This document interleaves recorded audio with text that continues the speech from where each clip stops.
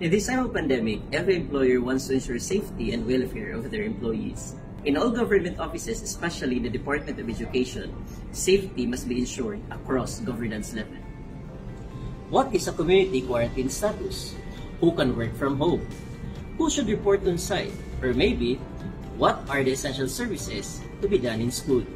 Tune in as the Department of Education through the Bureau of Human Resource and Organizational Development provides tips for school heads in operationalizing alternative work arrangement or PIAWA.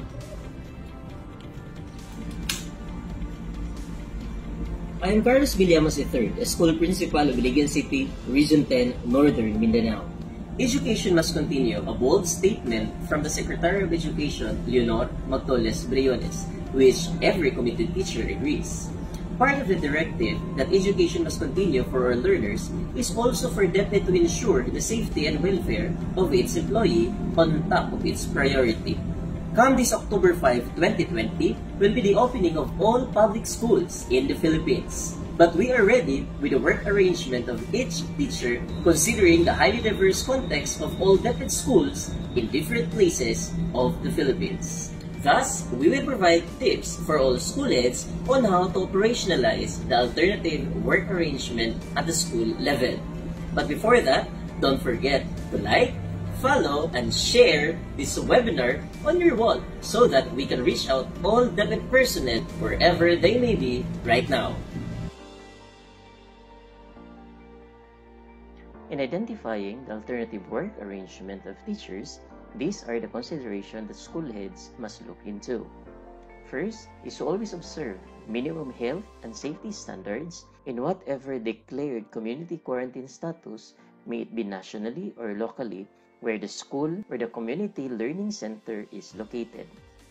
Second of the consideration is the profiling of the personnel, under which is identifying the personnel at risks or those with health conditions. Who are they? These are the personnel who are 60 years old and above or 20 years old below. Those personnel with immunodeficiency, comorbidities, and other health risks. Those personnel who are pregnant. And those personnel who are COVID-19 suspects or with probable cases. Second, under personal profiling, is the personnel with transport and border limitations. Third, under personal profiling, is to identify personnel who are providing essential services. So what are these essential services? Essential services for the learning delivery modalities and essential services on school operations.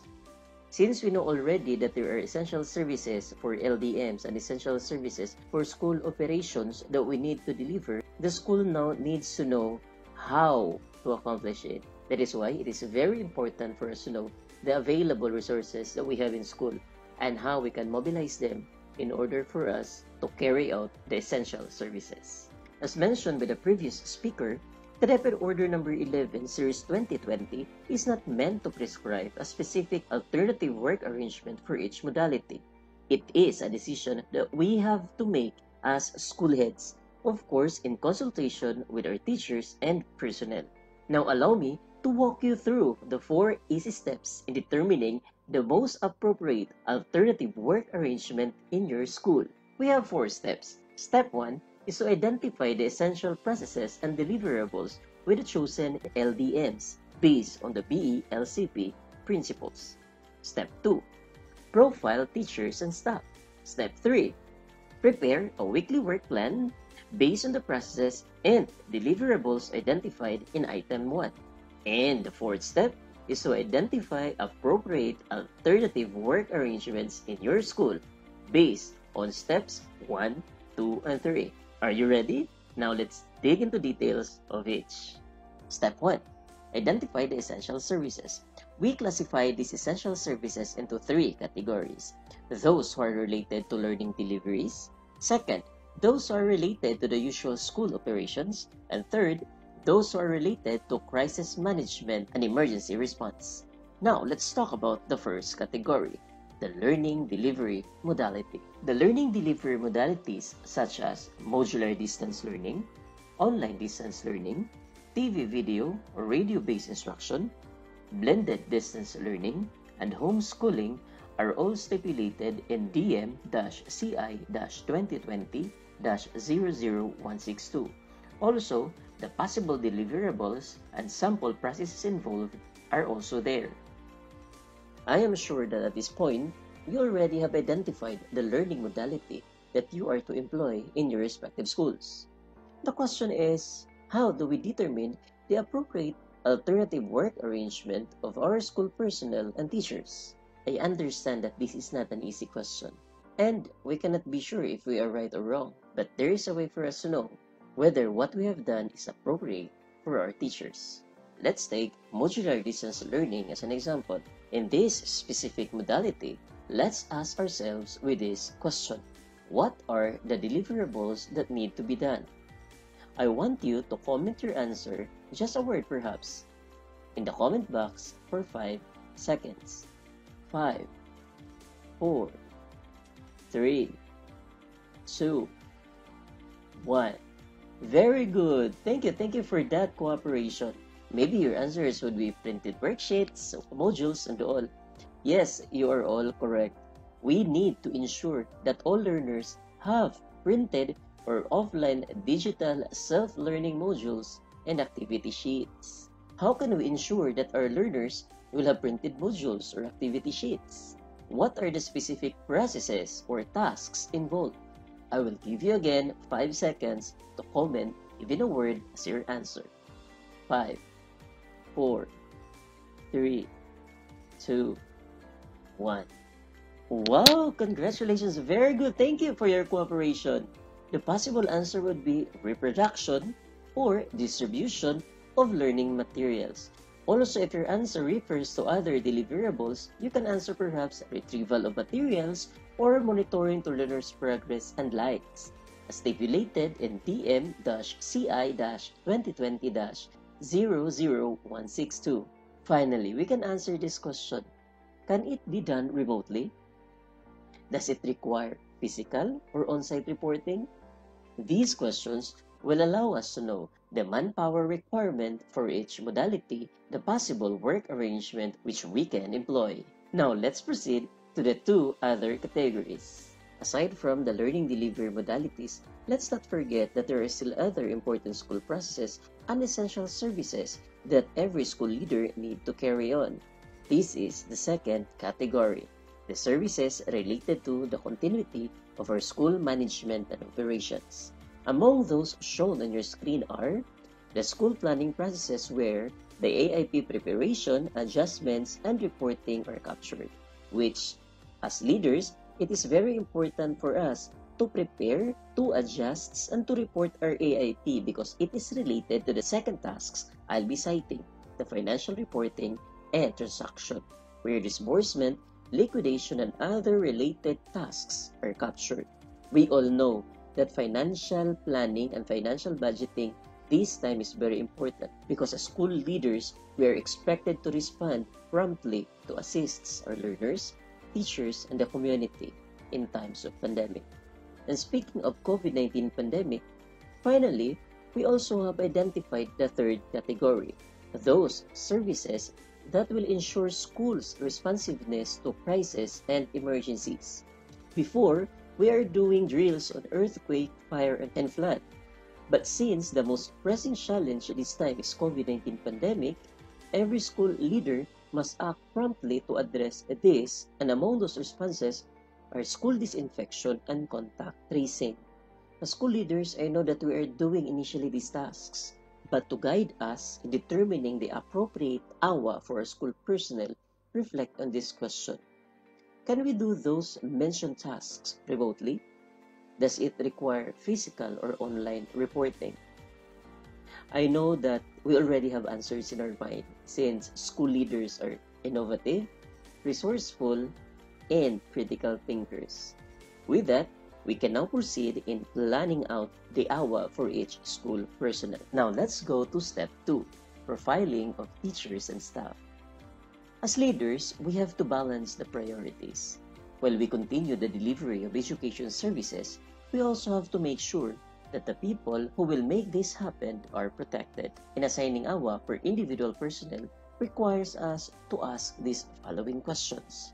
Who among the teachers and staff are considered person at risks and have existing health conditions? These are the 60 years old and above, or those 21 years old below employees. Those employees with immunodeficiency, comorbidities, and other health risks. Also those pregnant employees and those who are COVID-19 suspects and have probable cases. We also have to consider personnel with transport and border limitation, and those who will deliver essential services as cited in items 7 and 10 of BEPID Order 11 Series 2020. Then once we identified and profiled all our employees, then we have to plot them in the quadrant for us to determine the human resource capacity of the school. We now know our human resource capacity. We can now proceed to step 3, the preparation of school weekly work plan. Based on the required tasks to be accomplished as we identify in step 1, we can now plot the weekly work plan. Here is a sample for your reference. But don't be confused. I am sure some of you already have managed to come up with your weekly work plan, which is more applicable and appropriate with your own context. That's okay. This sample is just a suggestion and not mandatory. You may continue with your own template as you see fit. You're in the best position to make this decision in your school. Finally, step 4. Identify the appropriate alternative work arrangement for our teachers and staff. This is the tricky part, but as born leaders, I know we can manage. The parameter of each of these AWA are already discussed by Director Lopez. What is important at this point is that we make sense of steps 1, 2, and 3 to be able to determine the most applicable work arrangement for our school personnel. For easier reference, we have laid down the parameters for skeleton workforce or on-site reporting and work-from-home arrangement in the tabular form. As identified here, we have determined the following: location or deployment for each type of AWA. What are the attendance and reporting mechanisms, tools in place? How do we monitor performance? How do we ensure personnel health and safety in their workplace? Technology and equipment for the personnel to effectively perform their duties while on alternative work arrangement. Let's cite deployment or location as an example. If you are on a skeleton workforce, your location may be the school or the community or SDO, or the drop-off or pick-up point of the modules. But if you are in a work from home, you will be at your residence. Before I'm going to end this very short video, let us first have a quick review of the 4-step process in determining the most appropriate alternative work arrangement for our teachers. First is we need to consider the form of community quarantine where our school or the community learning center is located. Also consider the other factors: the learning delivery modalities, the learning resources, the profile of the teachers, and the essential processes and services we do in school. And then from there, you can do the simple yes-no question in order for you to be assisted in determining the most appropriate alternative work arrangement for all school personnel. So those are the 4 simple tips that we can provide for our school leaders. One thing before I'm going to end this video is that we have to put in mind that every one of us are adjusting and every one of us are trying to accept and embrace this new normal. The best thing that we can do for the moment is we need to let our teachers, let everyone around us feel that they are understood, feel that they are considered. Because one way to battle this COVID-19 pandemic is that we fight together, we stand together, and we heal together. Kasi ang taong may handang isip ay handa sa parating na bukas. Maraming salamat po.